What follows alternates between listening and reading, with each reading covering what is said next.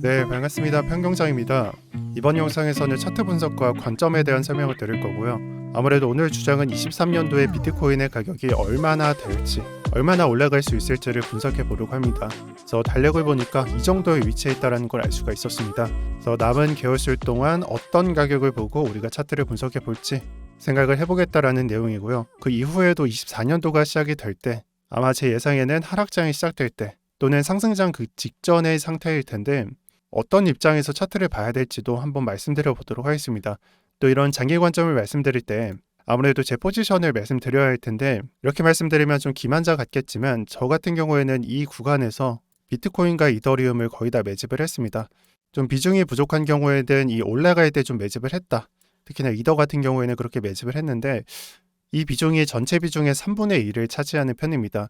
그래서 솔직히 말씀드리면 제 유튜브를 보시는 분들은 최근에 좀 차트 시황이나 관점이 좀 부족했다라고 보시는 분들이 있어요. 근데 그건 아무래도 좀 포지션이 다르기 때문에 매집을 거의 다 마친 상태로 장을 보고 있기 때문에 단기적이고 이런 하락에는 좀 두려움이 좀 달아났다라고도 볼 수가 있는 겁니다. 한마디로 정리하자면 굳이 생각해 볼 필요가 있나? 이미 관점은 뚜렷하고 시나리오대로 흘러가고 있는데 특정 가격을 터치한다든지 아니면 여기를 뚫고 내려간다든지 그런 것들을 관점을 확인해야 되냐라고 생각을 하고요.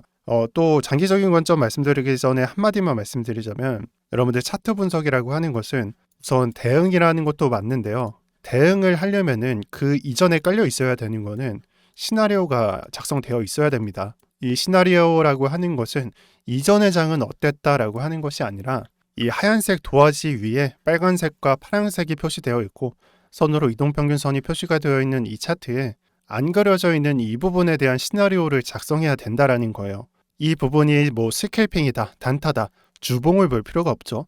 주봉은 그냥 지금 장세가 어떤 장세인지 최근에는 많이 상승을 했구나. 그러면은 적어도 이번 주랑 다음 주에는 이 캔들량의 한 절반이나 아니면은 특정 구간까지는 조정을 주고 다시 출발을 하겠구나. 그렇다면 방향성이 스캘핑이니까 이에 맞는 관점.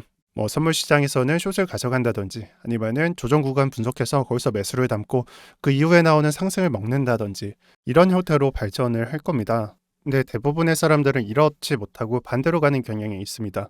그냥 아무런 시나리오가 없다가 내 포지션과 반대되는 상황의 일이 벌어지고요. 그냥 크리시스라고 합시다.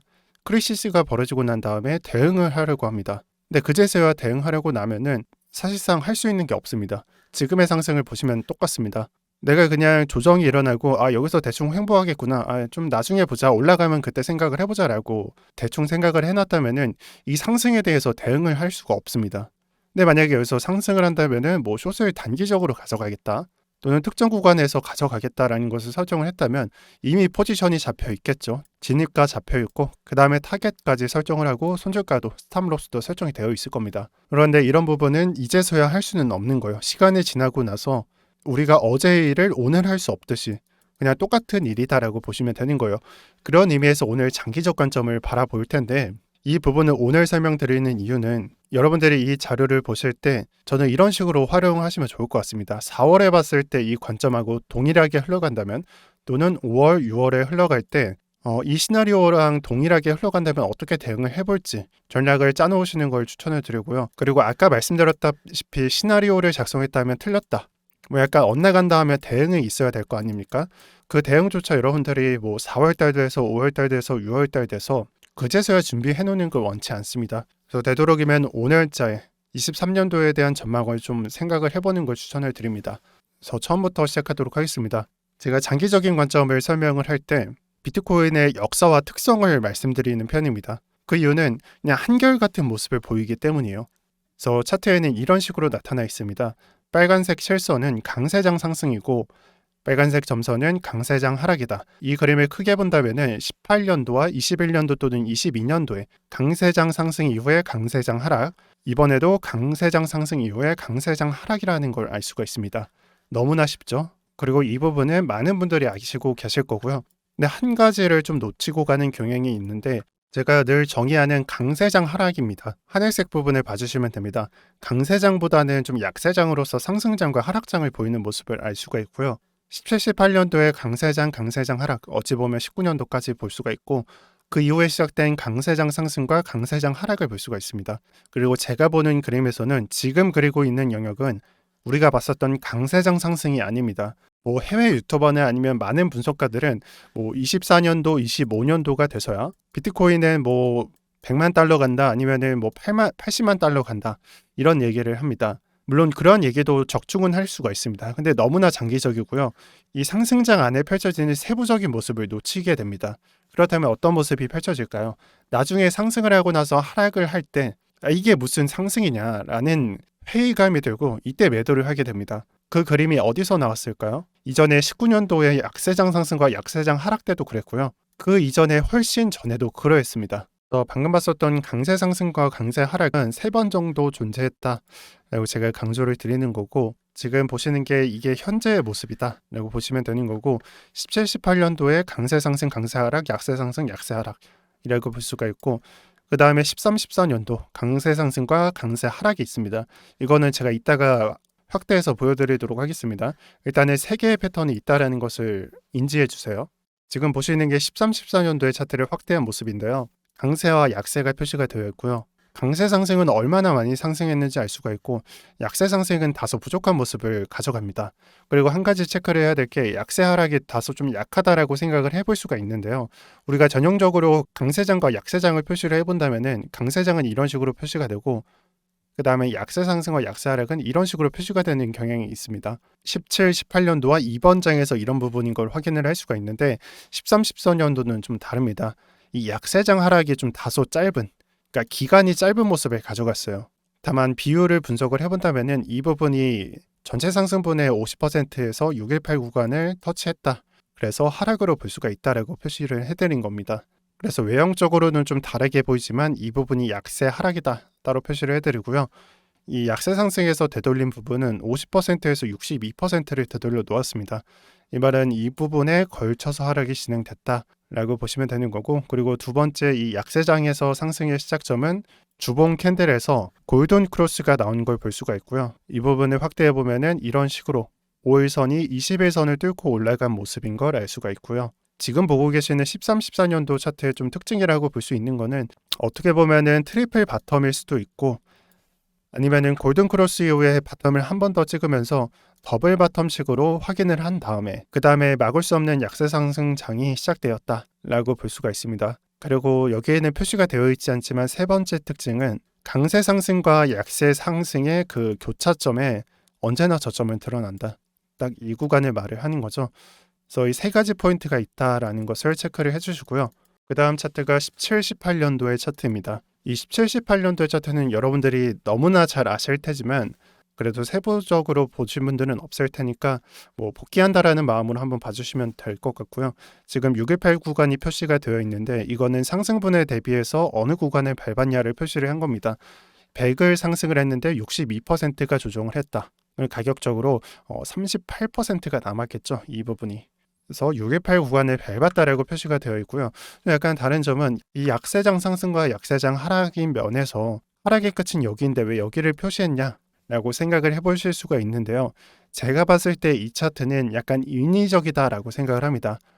원래대로였으면은 여기서부터 이 상승이 시작돼서 우리가 겪었던 21년도와 22년도장이 나왔을 거다라고 생각을 하고요. 너무나 잘 아시다시피 20년도 3월 우리가 잘 아는 코로나가 터지면서 차트가 인위적으로 발생을 한 탓에 제가 봤을 때는 이 코비드가 없었다면은 이 차트 분위기상 차트는 이런 식으로 만들어졌을 것이다 라고 가정을 하면서 만들었습니다. 그래서 참고 부탁드리고, 그리고 17, 18년도 차트에서도 드러나는 점은 이 부분을 확대를 해봤을 때 5일선이 21선을 통과해서 골든크로스를 만들었다는 점입니다.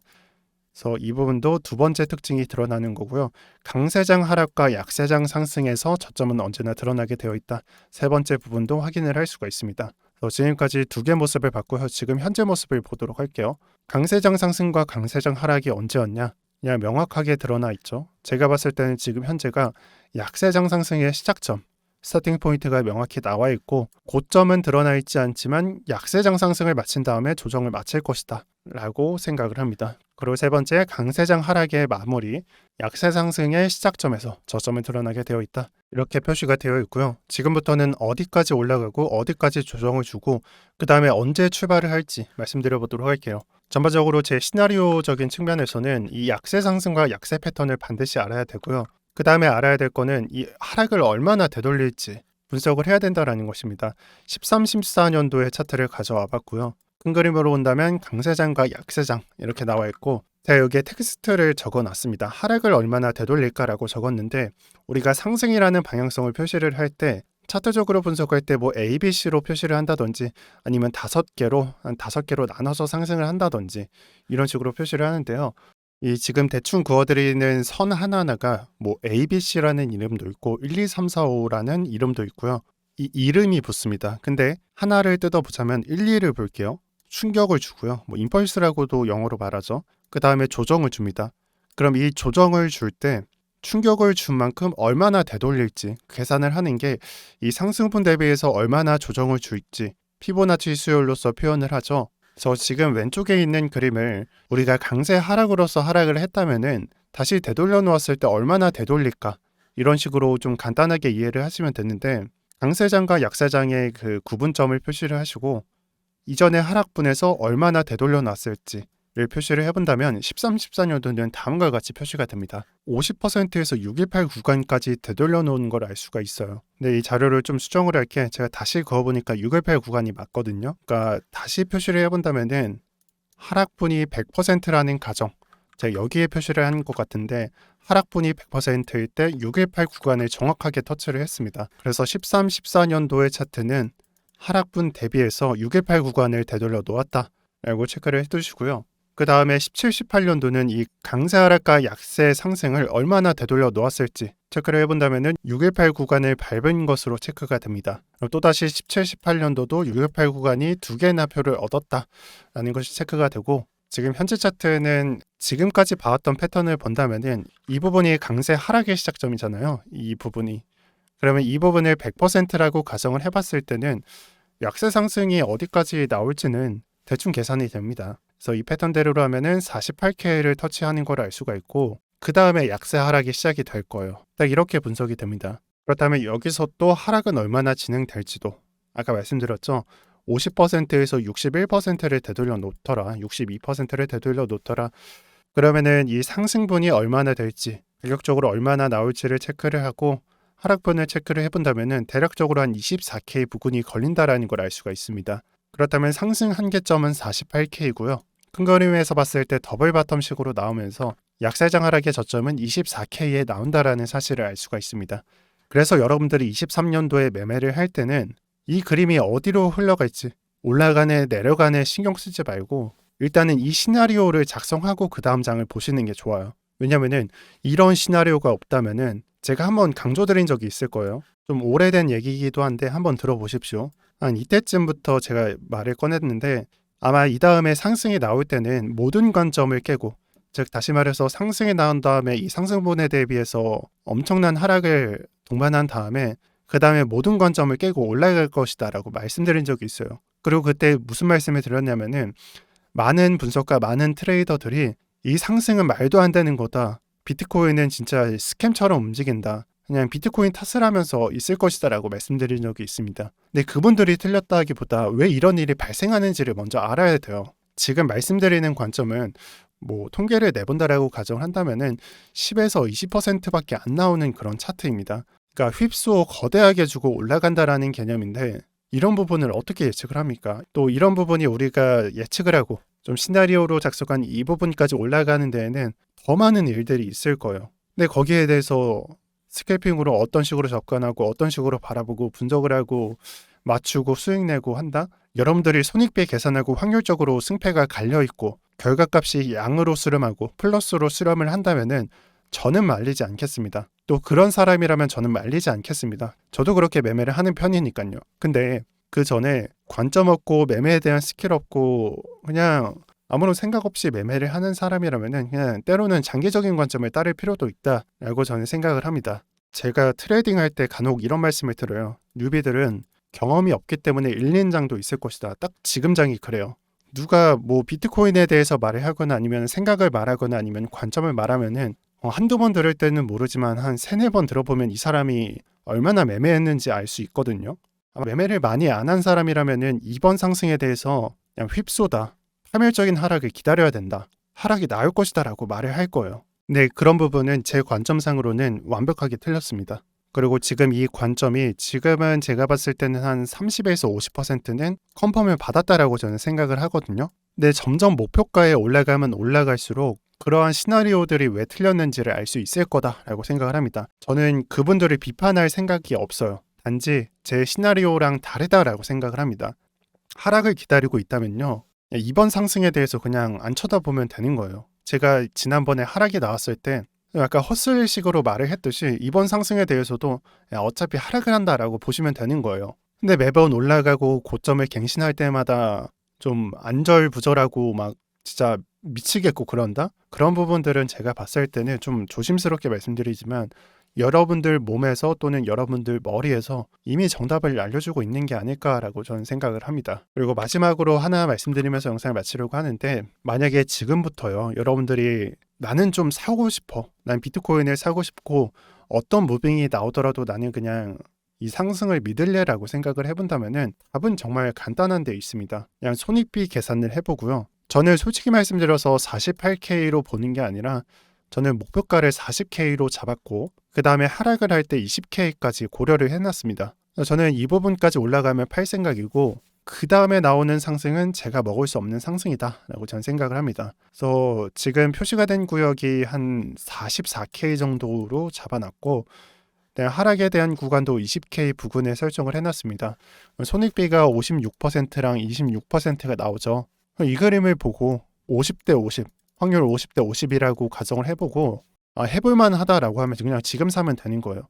근데 내가 봤을 때 이거 너무 좀 손익비가 안 좋아라고 생각을 한다면은 약세 상승과 약세 하락이 나오고 이 약세 하락 포인트에서 사시면 되는 거예요. 그럼 이 사람들의 매수 포인트는 어떻게 될까요? 목표점에 타겟에 도달을 하고요.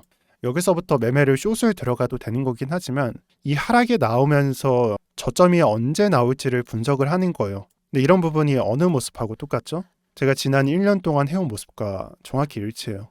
지난 1년 동안 하락이라는 마지막 포인트가 어디일지 분석을 해왔던 모습하고 지금 말씀드린 부분하고 똑같다라는 얘기예요.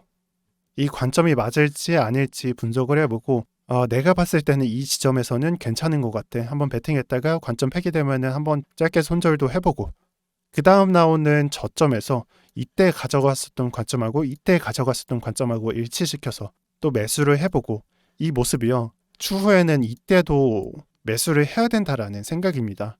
지금이 아니라 너무 손익비가 안 좋고 다음 기회를 노리시는 분들이라면은 시나리오를 이런 식으로 작성을 하셔야 돼요. 그리고 저조차도 여기서 매도를 하게 된다면은 매도를 했다는 것은 방향성이 꺾인다라는 것을 가정한 거니까 그때만큼은 그분들하고 똑같이 분석을 하겠죠. 그리고 영상 마지막에 소신 발언 하나 하겠습니다. 다른 사람한테 하는 말 아니고요. 그냥 제가 갖고 있는 생각을 말씀드리는 거예요. 제가 여기까지 왔다면은 그냥 나 맞췄다. 나 믿음의 영역 맞췄고 그 다음에는 그냥 분할 매도해라. 그냥 올라갈 때 이런 식으로 하고 그냥 영상 대충 해도 되거든요. 근데 저는 그런 식으로 안 해요. 근데 왜 이런 바보 같은 짓을 할까? 실제로 매매에 있어서 100%라는 건 없고 언제나 좀 밑밥을 깔아야 되는데 왜 이런 식으로 말을 할까? 저도 이 부분에 대해서 자세히 생각을 해봤거든요. 이런 말씀 드리긴 되게 죄송스럽지만 그냥 제 성격인 것 같아요. 쉽게 안 고쳐지기도 하고 나이가 이제 30대 중반을 향해 가는데 인생의 3분의 1을 이런 식으로 이런 자세로 살아왔는데 이게 쉽게 고쳐지지는 않는 것 같아요. 그래서 관점 틀리면은 그때는 다시 대응하거나 그때는 또 대응을 해드릴게요. 그리고 아까 소신 발언한다는 부분은 어떻게 말씀드려야 될지 모르겠어요. 제가 봤을 때는 A라는 주장을 하는 사람이 있다면은 상승이나 하락이나 그런 부분이겠죠. 이미 틀렸음을 컨펌을 받고 있어요. 모든 지표가 말을 하듯이. 특정한 사람이 아닙니다. 여러 명을 봤어요. 이 관점에 대해서 이 정도 차트가 나왔다면은 자기도 알거든요. 이 방향성이 하락이 아니라, 그러니까 이 저점이 깨지는 게 아니라 하락이 아니라 이 방향성은 사실 상승이었다라는 걸 알거든요. 근데 아직까지도 관점이 변하지 않는 모습을 보았습니다. 이게 한 사람이 아니라 정말 여러 명이라는 게 정말 문제예요. 이런 주장들이. 근데요, 지금 이 사람들을 바꾸려고 하는 게 아니라 여러분들께서 생각을 고쳐 먹으셔야 돼요. 현재 유튜버들에 대한 문제를 인지할 필요가 있습니다. 그렇게 주장하고 시나리오가 엇나갔을 때 이 사람들이 대응을 하는 게 문제가 아니라 내가 대응을 어떻게 할지 그거를 늘 생각을 하셔야 된다라는 거예요. 지금 시청하고 계시는 여러분들이 하셔야 된다라는 것입니다. 그래서 영상 여기서 마치도록 할 거고요. 마지막으로 제 생각을 정리를 해본다면은 이 말을 하기 위해서 전체적인 그림을 다 봤던 거예요. 지난 역사나 그런 것들. 그래서 약세 상승에 저항점이 있다라는 것을 여러분들 이해하셨을 거고, 그 다음에 나오는 조정 구간에 대해서도 인지를 하셨을 겁니다. 제가 생각하는 이 약세 상승에서 마지막 한계점은 40K 부근이라고 생각을 합니다. 그리고 가격대로는 이 매물대에 걸쳐 있다라고 볼 수가 있고, 그 형성된 고점으로부터 지금의 상승분을 저는 618 구간까지도 내려올 수 있다라고 생각을 합니다. 그래서 어디에 고점이 형성될지 모르겠지만 대략적으로는 한 25K 부근에 형성되지 않을까라고 예측을 해봅니다. 그리고 이 부분에 여러분들한테 혼란을 야기시킬 수 있을 것 같아 말씀 안 드렸지만 저는 약세 상승은 4월 또는 5월에 끝난다라고 생각을 합니다. 이거는 지난 약세 상승이 시작되는 부분에서 제가 말씀드렸던 바와 똑같습니다. 이상 영상 마치도록 하겠습니다. 오늘 고정 댓글에는 넉넉방이 소개가 됩니다. 제가 오늘 말씀드리는 관점들, 이런 좋은 얘기들은 이 넉넉 트레이더 또한 가지고 있습니다. 그래서 제 얘기뿐만 아니라 더 듣고 싶으신 분들은 이 채널 들어가셔서 더 좋은 관점 받아가시는 걸 추천을 드리고요.